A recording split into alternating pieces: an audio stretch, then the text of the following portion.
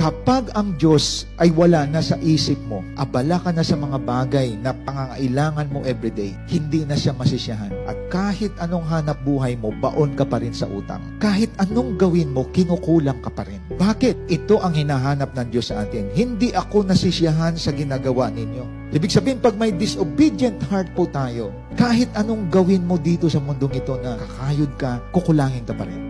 Alam nyo ba kapag ikaw ay isang Kristiyano na nabuksan sa katotohanan, and you forget, at ang iniisip mo palagi, sarili mo lang. At kapag makasarili tayo mga kapatid, at hindi natin nabigyan ng panahon ang Diyos sa buhay po natin, we don't glorify God.